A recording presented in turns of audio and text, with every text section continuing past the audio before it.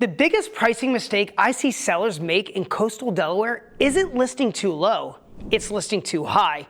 And I watched it cost one seller $76,000 on a single transaction on Cornwall Road in Rehoboth Beach. Every seller asked me the same question. Andy, how do I price this so I don't leave money on the table? And every seller is asking the wrong question, because the way most sellers try to avoid leaving money on the table is the exact thing that causes them to leave the most money on the table. Get this wrong, and your home doesn't just sit longer, it sells for less. Often more than 10% less than what it would have sold for if you priced it right on day one. That's not me theorizing. That's what happened on Cornwall Road, and I've watched it happen dozens of times on this coast. I'm Andy Staten, and I've sold over 1,000 homes in coastal Delaware over the last 20 years. In the next 12 minutes, I'm going to walk you through exactly what happened on Cornwall and the 3 things you need to understand before you pick a list price. The first one goes against every instinct sellers have, but once you hear it, you'll never look at pricing the same way again. So let me tell you about Cornwall Road. In the Rehoboth Beach Yacht and Country Club, it's an established neighborhood and a good home, really well kept, and the sellers had taken care of it, and they were proud of it, and they had every reason to be. And we sat down for the pricing conversation, and I walked them through the comps, closed sales in the last 90 days in that specific neighborhood, and the data was clear. The home supported a list price at $649, and they wanted $699. I understood why.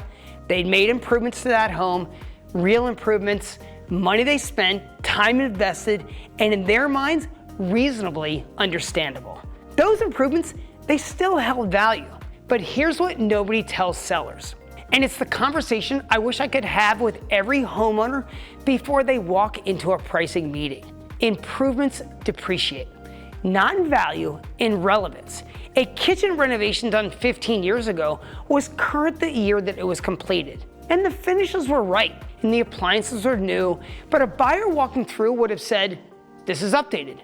But by year 10, that kitchen, it's starting to show its age.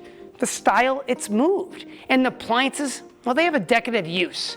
And by year 15, it's not an updated kitchen anymore. It's a 2009 kitchen. And a buyer comparing your home to one with a 2022 renovation is not going to pay for the 2009 finishes, no matter what you paid to put them in.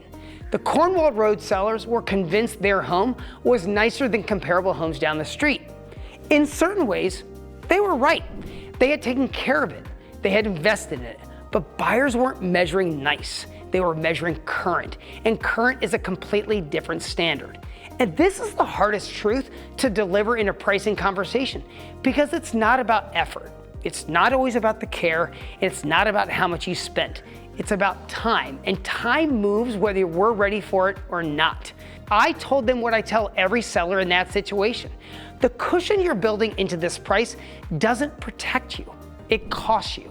They listed at $699, and the showings came.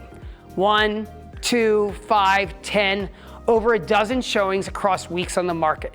The feedback was the same every time. It wasn't the location, it wasn't the condition, and it wasn't the neighborhood. It was the price. And it was consistent from buyer after buyer. The price doesn't reflect what we're seeing, we cut the price. They pushed back hard. I showed them the feedback, not my opinion, the actual words from buyers who had walked through that home. And then we cut again. And it sold for $622,500. I want to say those numbers one more time. They wanted $699, I recommended $649, and it sold for $622,500. That's $76,500 less than they wanted, and $26,500 less than where the market was telling us to price on day one. Here's the part most sellers don't realize. Coastal Delaware buyers aren't local. Most of them are coming from Philadelphia, DC, New Jersey, and Baltimore. They've been watching this market for 6 months, sometimes longer, and they know the comps better than most agents do. When a new listing hits, those buyers see it instantly, and there's a 10 to 14 day window where they're actively considering yours. That's it. After day 14, the questions change because new listings appear, and the serious buyers who are going to come look at your home, they already decided whether to come or not. If you miss that window with the wrong price and they don't come back at a lower price, they go look at a new listing. I've watched this play out dozens of times on this coast. Overpriced listings sit 3 times longer and almost always close below where a correctly priced home would have landed on day 1. The strategy of let's try it high, it doesn't cost just time, it costs money. Usually more money than the difference between what you wanted and what the market was telling you. Cornwall Road had over a dozen showings with real buyers and real feedback, and the market was speaking from day 1. The problem wasn't the buyers, the problem was that price gave them no reason to make an offer. And by the time it did, the listing, it had a history. And that history cost more than the gap between $649 and $699 ever would have. The first 14 days, they're diagnostic, not emotional. If you want to know what homes in your area are actually selling for right now, not on Zillow and not what your neighbor got 2 years ago, there's a free price breakdown in the description below. It's real close sales by town. Here's the second mistake. Most sellers are pricing off the wrong comp set and they don't know it. Don't use Zillow. The algorithm, it doesn't know your kitchen was renovated or that the renovation was 15 years ago. It doesn't know that your neighbor's home had a finished basement. It doesn't know that the market shifted 6 months ago. It's a data aggregator making an educated guess, and it's not an appraisal. But here's what a real comp set looks like.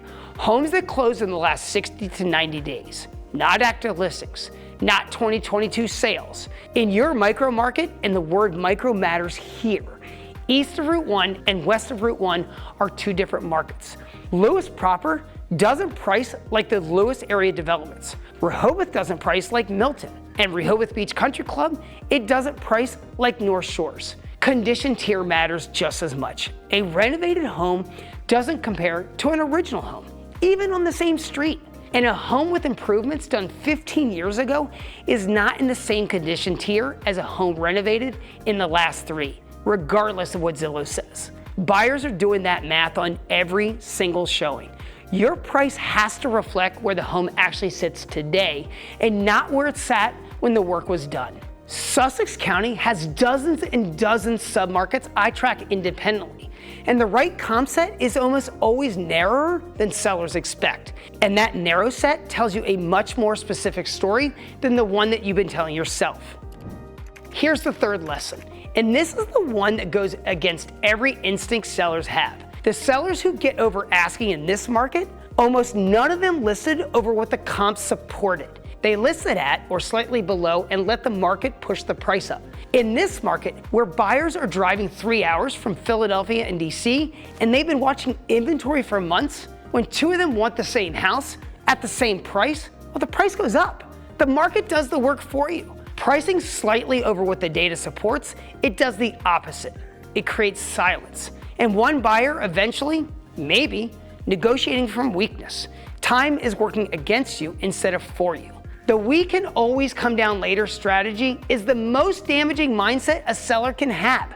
Once a listing sits, it gets a stigma, and buyers see the days on market and assume something's wrong with the house, even when there isn't. They come in low, not because the house isn't worth it, because the stale listing gave them a psychological permission to lowball. And sellers also say this, we need just one buyer who loves it. Well, that's true, but the best price almost never comes from one buyer giving in. It comes from multiple buyers being pulled towards the same home at the same time.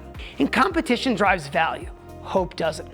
Cornwall Road never had that moment. There were never 2 buyers pulling in the same direction. By the time the price made sense to buyers, the listing had weeks of history behind it.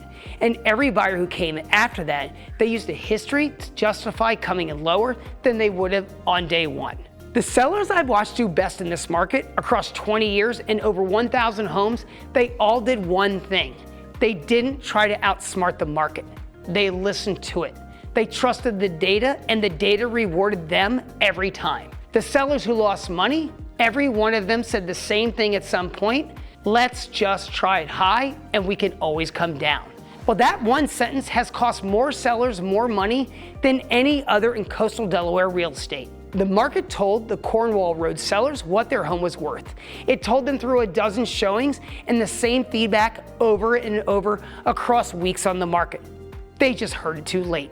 By the time you come down, you've already cost yourself the outcome you were trying to protect. If this helped, hit subscribe. I break down what actually moves this market and what doesn't every week, so I'll see you in the next one.